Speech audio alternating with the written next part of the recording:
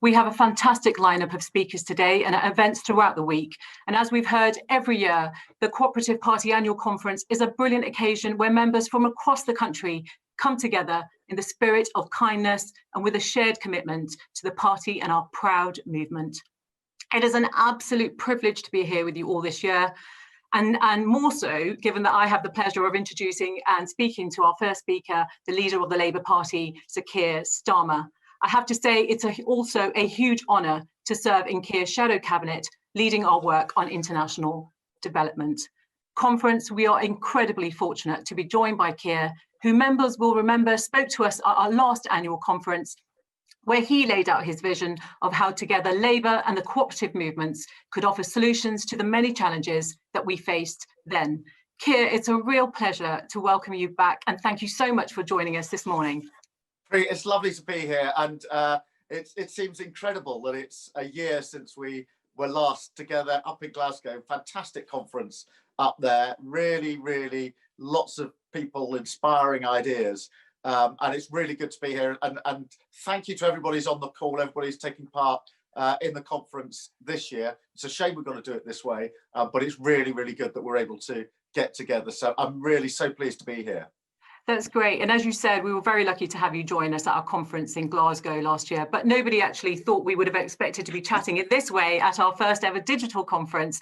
But it's been a whirlwind of a year for all of us, Keir, but especially for you. So how have you found it? Well, what an incredible year it's been, Preet and everybody. When I cast my mind back to Glasgow of last year, we were in the middle of huge Brexit votes, knife-edge votes in Parliament, all sorts of cross-party working going on. That seems like eons ago now.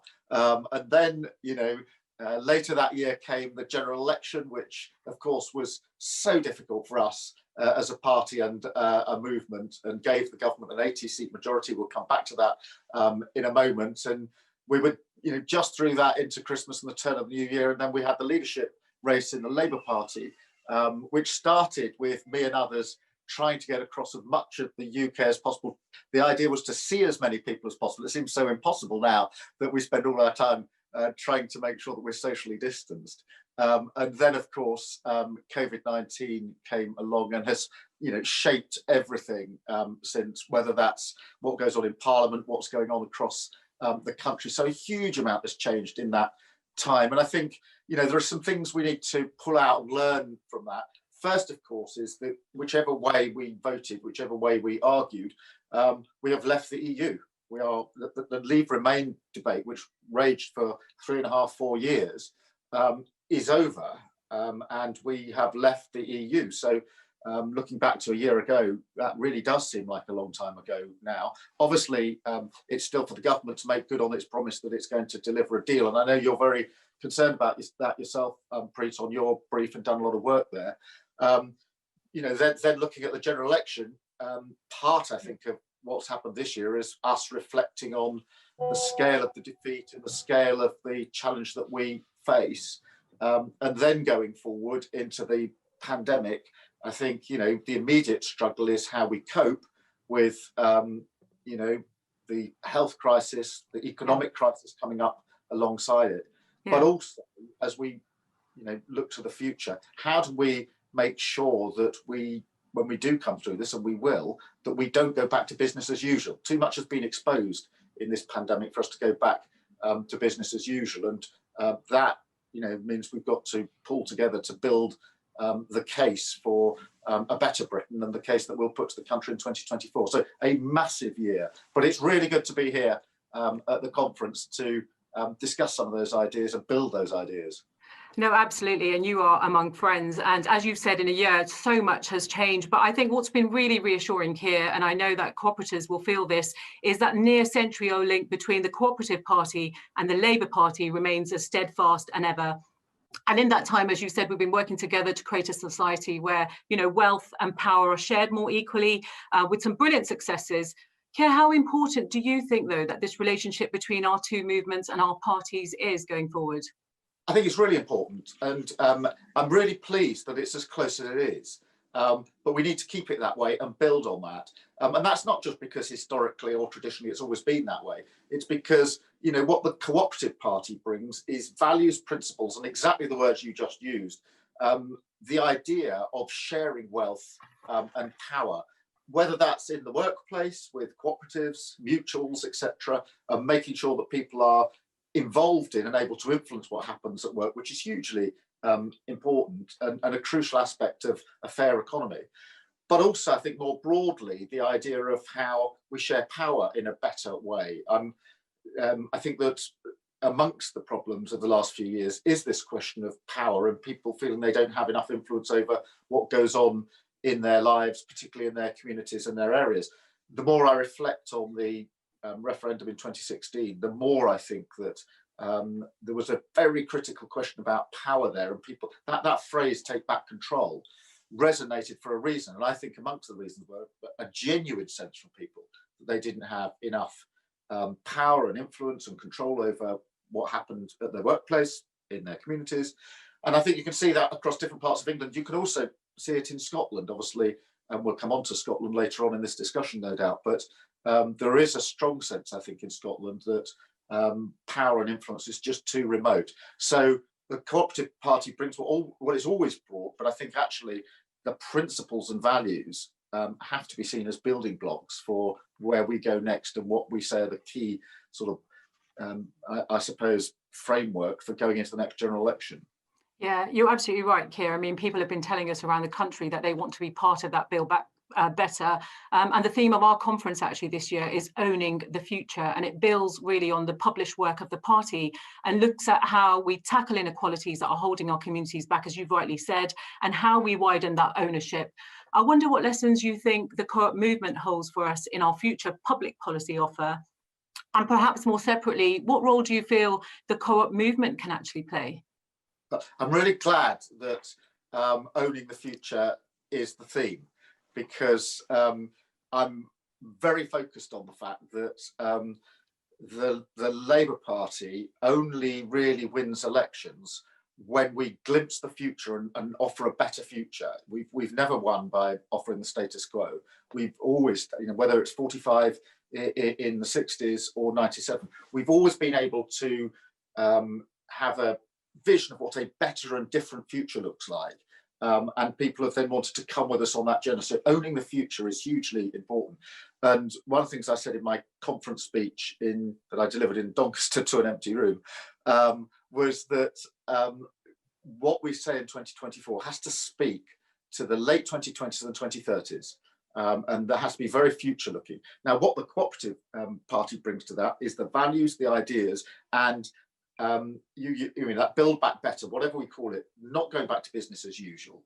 I think this pandemic has laid bare not just how incompetent the government is, and it is, in dealing with both the health crisis and the economic crisis, but the underlying lack of resilience, the underlying problems with our public services, and frankly, the underlying structural flaws in our economy. So if ever there was a time for owning the future, it's now, because this pandemic, I think, has forced us to reevaluate what matters and to have the courage to say we will actually have a different future going forward. We know better, I think, what matters, what we value. And so owning the future is critical for that. And the cooperative party and movement puts the values in there, you know, sharing wealth, sharing power. How's that going to be done in a better way? Because we haven't done it well enough so far. And, you know, I know cooperators are really pleased that you've been going around the country, really listening to what people are feeling. And as you mentioned, mutual aids, you know, so many people are actually part of their communities, part of really building back better. And you talked about the values. And while we're talking about the values that co-ops brings and the difference that they make, I want to bring in someone from our movement to pick up on this further. So I'm really delighted to welcome Rebecca Harvey. She's the Executive Director of Co-op News. Welcome, Rebecca, to this In Conversation segment with Keir. I know you have a couple of questions for Keir, so over to you. Thank you very much, Preeta. Hi, Rebecca. Nice to see you. Hello, you too. How are you doing? You all right? So strange that we meet and talk like this, but we're getting used to it. We're getting used to it. It's very odd. It's I hope that next year at the COP conference we are all together again. I'm sure we can find a way. I hope so. I really, really hope that is the case. So good morning to you both, and good morning as well to everybody from home, attending from home. So my question is around the resilience of the Co-op model, I guess. So at Co-op News, we see a lot of stories and a lot of research about the resilience of the Co-op model. And the model itself has been around for some time. So what do you think the difference is that the Co-op business model can bring to the UK economy? I think it's that essential question of control and influence and power in the workplace and the values of the workplace. I think I'm right, Rebecca, in saying there are about 14 million people in cooperatives of one sort or another across the country, which is a huge number of people who are actually demonstrating through that that the cooperative model works and are empowered through that. So it's a hugely, I think later in the programme today, you've got a number of smaller co-ops who are going to share their experiences, particularly during the pandemic, because of course those values of wealth and power sharing become critically important. And I think that solidarity, what people did, what cooperatives did in that period, has been brought to the fore in what the cooperative movement has done. But I think it's that, you know, we talk a lot about power at work, influence over what happens at work. The cooperative model gives people power in a very, very profound sense. Common ownership, common control, mutuals, cooperatives. And as I say, 14 million people working in cooperatives, I think proves its point that it's a very good model that's working for many, many people. And we need to support that and build that, I think. I think you're exactly right, and profound is right, because you know, you quote those figures for the UK, but around the world about 10% of the global population are employed by cooperatives. It's incredible. But from a political perspective, I mean, what do you think the role of any UK government is to support and grow that co-op economy? Well, it's very important that it is supported, and at the moment this government isn't supporting the cooperative economy, and it's a big failing.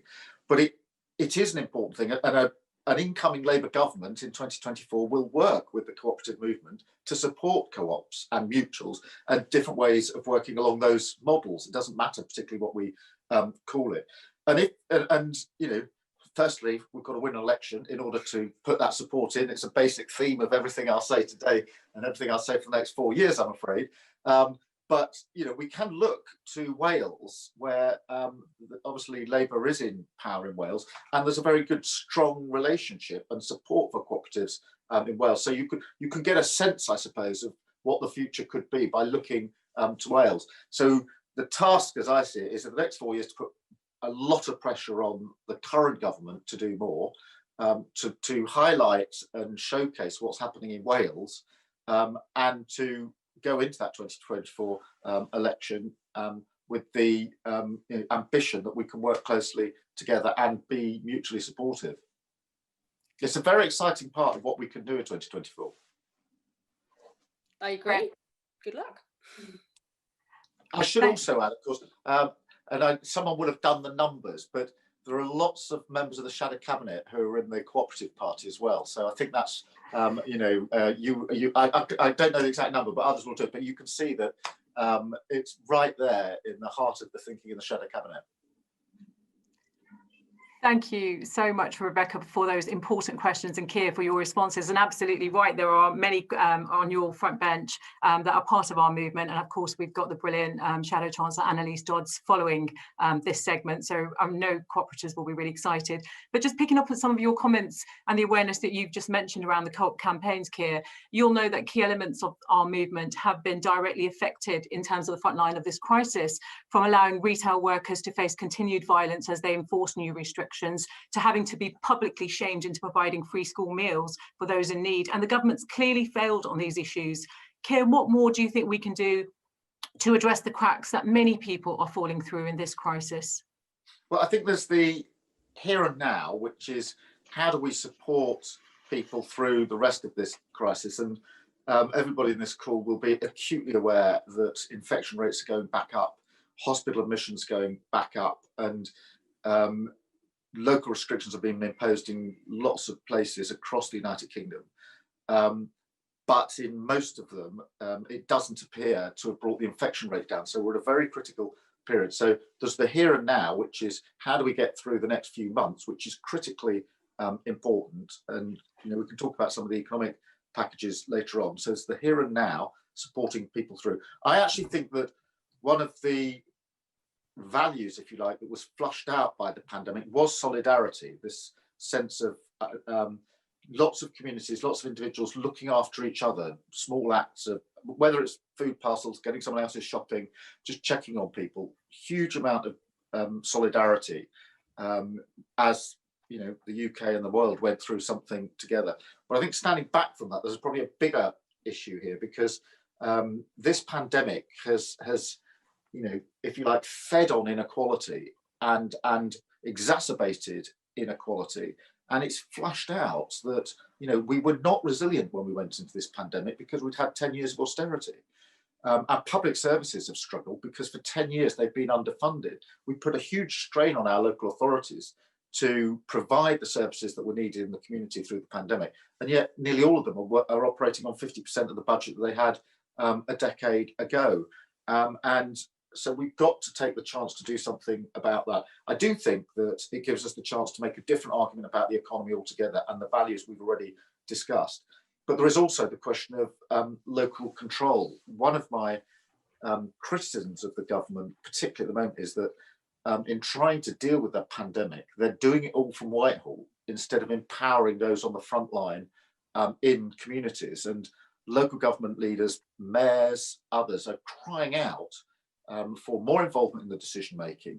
They know their communities, they know their health service, they know their police and response service, they know they can do trace and isolate better than the government can. They're crying out for just an opportunity to be much more involved in the decision making. And we should use that as an opportunity to make a bigger argument about power, because when we talk about devolution in the constitutional sense, I'm very interested in the arguments and the principle of devolving power and decision making closer to people. And so there are lots of lessons from this pandemic that I think could help us shape what needs to come next.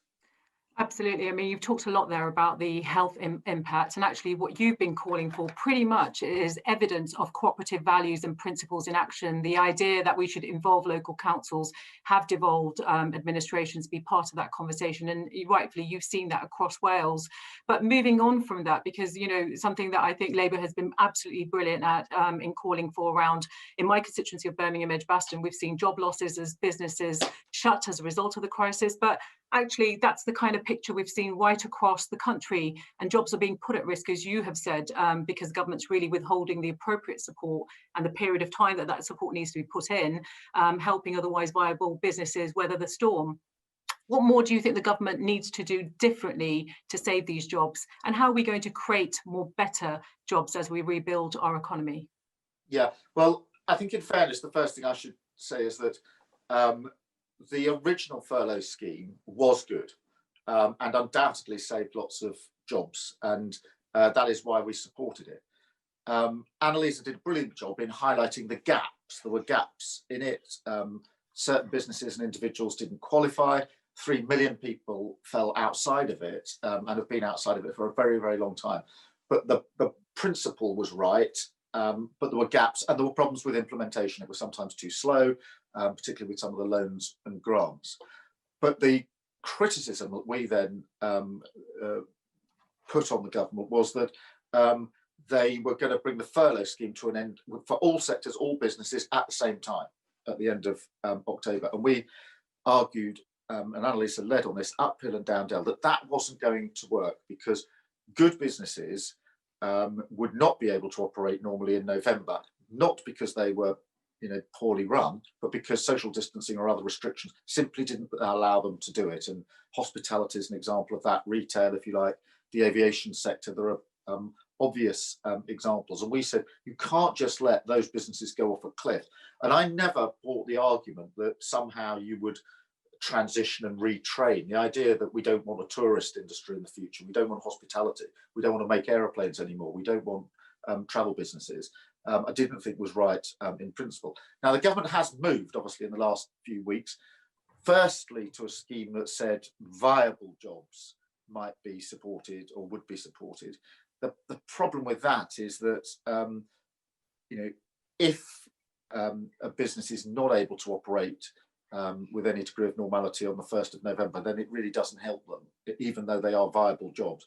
The scheme that then was unveiled yesterday goes a bit further, but there are still gaps in it that Annalisa is flagging up. I think that the government's lost sight of the guiding principle, and the guiding principle should be that restrictions are always accompanied by appropriate economic support. And if that had been the principle throughout, we wouldn't be in the mess we're in at the moment. As we go forward, I think it's very important that we do retain those jobs. Of course, it costs money. I completely understand that. But mass unemployment is not only extremely expensive, it is scarring of families and communities.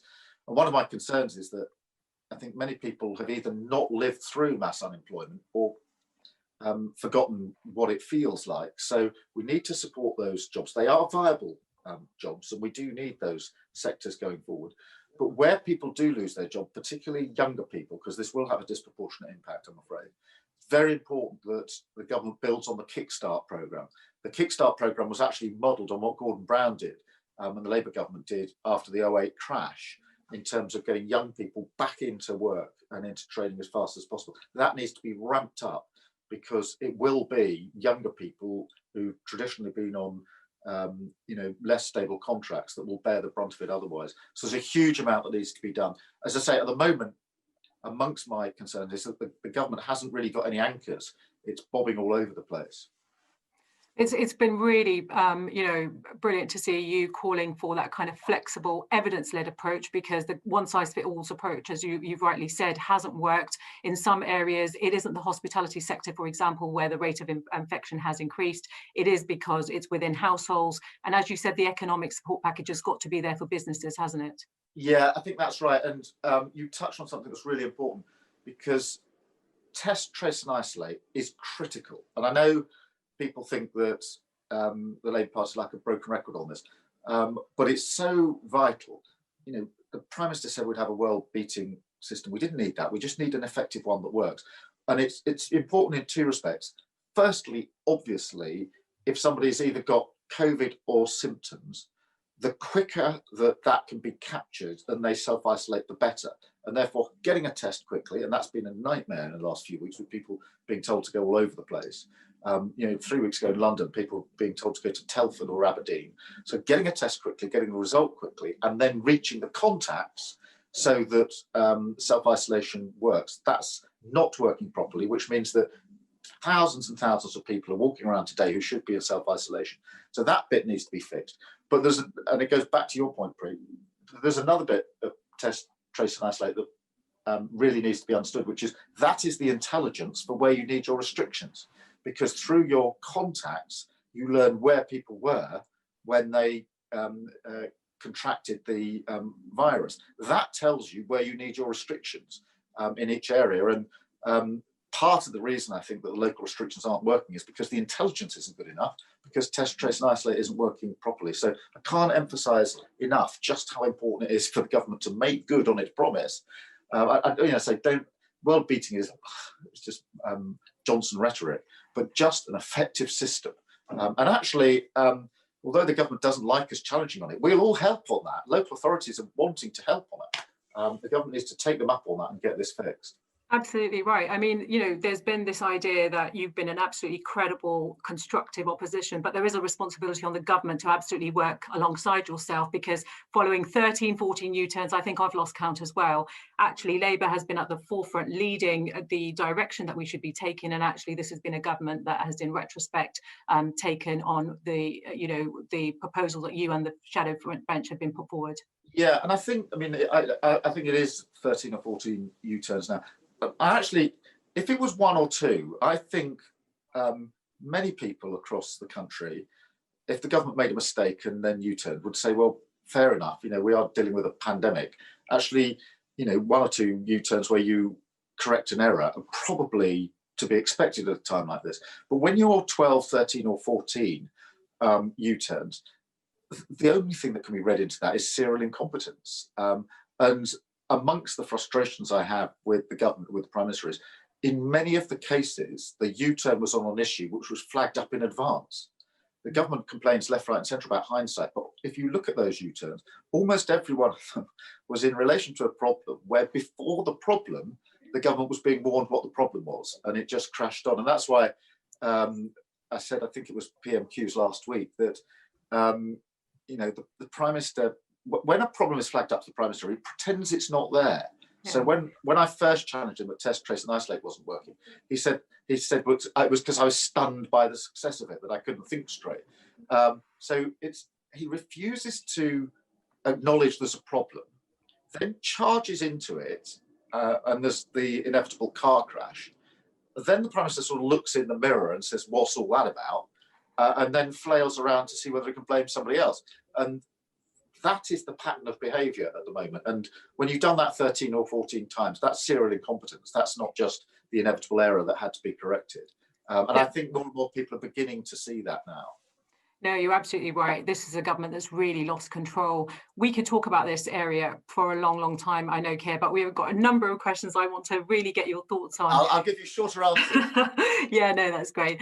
You know that the cooperative movement is proudly internationalist, as are you, and tackling global inequality is really at the heart of the our movement's mission.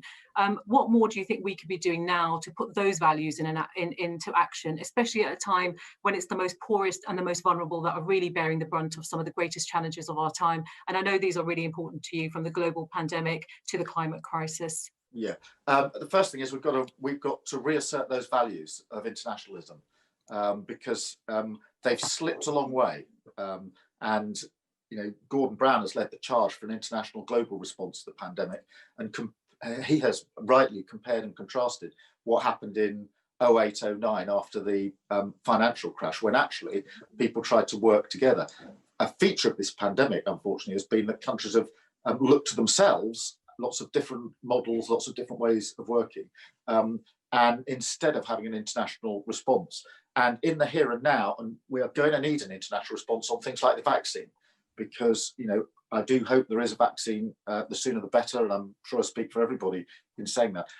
Once there is one, there will then be a global challenge as to how that is rolled out. And we need to make sure that there's a global approach to it. So that's the here and now. More broadly, I deeply believe in internationalism and think that we must work better across borders, whether it's climate change, poverty, inequality, you name it, all of the threats of conflict.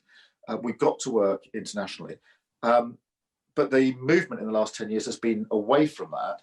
I think it's, a lot rests on the outcome of the US election. There could be a change that would, I think, be pretty profound for internationalism, that would then have ripple effects across the world. But we need to make the case for internationalism and for cooperation across countries as a value. And going back to something I said earlier, we are, whatever we thought before, and everybody knows what I thought, we are now out of the EU, and therefore we, the UK, stand alone in the world again. And so it's important for us to say what we stand for. What are the values that will drive the UK for the next period of its history on the global stage? And so arguing for internationalism is as important now as it's ever been. Yeah, no, absolutely. And I'd love to pick up on that point in terms of, where we start, because as you know, there's a growing coalition of anti-globalists, and we need to reassert our values. And what we've seen from this government is pretty much retreating from the world stage, when actually it should be driving the charge. And when we have a vaccine, it's got to be mass manufactured and distributed, and it's got to be equitable. It cannot be that the world's poorest don't have access to a vaccine, because we've seen with this pandemic that it will cross borders, and this won't be the last pandemic. I know, Keir, we're running out of time, and this is absolutely brilliant to hear from you, but I do want to touch up before you go in terms of elections. I know you've been really honest and talked about the scale of the challenge, and I think people really appreciate you doing that. But elections in Cardiff Bay and Holyrood are vital. We've seen in Wales what a difference the Labour and cooperative government, as you said, can make, not just through this crisis, but much before that. You've been open and upfront about the struggles in Scotland and what this means, I think, for Holyrood and Westminster. How do we win back support there? Well, Preet, you touched on a number of profound issues there.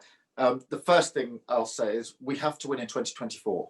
And it's obviously, I said a lot about that in my conference speech for the Labour Party. We've lost 4 elections in a row. We're very good at arguing about why we lost the one last December with lots of different views, all of which have to be resolved, but we've lost 4 in a row. So there's something very profound about trust and rebuilding trust in the Labour Party as a force for good and a force for change to get to 2024. There's no way there without going through Scotland, and Scotland really matters. And of course, that's going to be tested very significantly in May of next year when we have the Scottish elections. The first thing I would say to everybody in the Labour Party and the Co-operative Party is that nobody should think this is a question just for Scottish Labour. It's a question for all of us. We've all got a responsibility, and all of us should be thinking, what part can I play to improve the chances for Labour in Scotland between now and May of next year? I think that involves rebuilding trust, which we've lost in parts of Scotland. I don't think the values of people in Scotland have changed. I think that it's trust in the Labour Party that has gone, that we need to rebuild and rebuild quickly.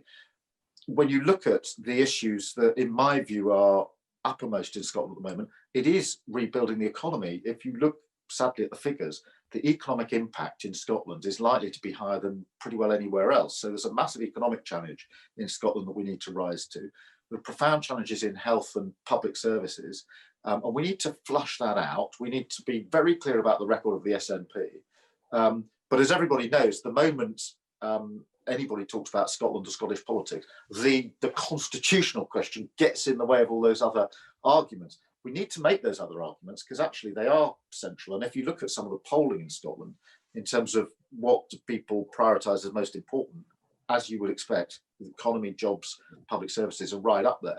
But we do have to have an answer on the question of the constitutional question. And we need to be brave enough to confront the fact that people do want more power. It goes back to what we were talking about beforehand, the basic principles of the cooperative party and movement. That wealth and power should be shared in a different way. And that applies as much to Scotland as anywhere else. Now, I don't think that you give people more power and influence and share wealth by tearing up the United Kingdom. And I think we need to make a very persuasive case for the United Kingdom and the cooperation of all the parts of the United Kingdom. But we also have to acknowledge that more power needs to go to Scotland. And I don't just mean constitutionally, a bit more power in Holyrood. I actually mean power in the sense of over Holyrood. I mean, for lots of people in Scotland, Holyrood is just as remote as Westminster. It's actually putting it closer to people. That has to be done in Scotland with Scottish Labour and with the people of Scotland. But it is something which we all have to focus on because those elections next year are important in terms of how many members of Parliament we have in Scotland. That's significant enough in its own right. It's important as to what happens on a likely or not referendum. And obviously, it's critical to what may happen in 2024. So I can't underestimate or overemphasise the importance of Scotland to us just at the moment, which is why it's very good that the Cooperative Parties Conference was in Scotland last year. And I hope we'll all be soon up there again. It's great to hear you talk very honestly about the challenges, and I know people are really excited about the hope in your message came across and the cut through of that message about you want this to be the best place for people to grow up in and grow old in. I know people are looking to hear from your vision, and I know many cooperators want to come out and campaign and join the Labour Party. That is all we have time for. Anna, it's been an absolutely fantastic conversation with you, Keir. Thank you for the thoughtful but very inspiring responses. We value your commitment to the co-op movement. And on behalf of the party, it's been an honour to have you to open up our annual conference this year. Any final comments before you leave us? This, which is really important. We have got a mountain to climb, but we're climbing it.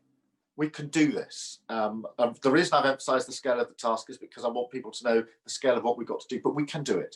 And we have started on that journey. We have got ourselves on the right road.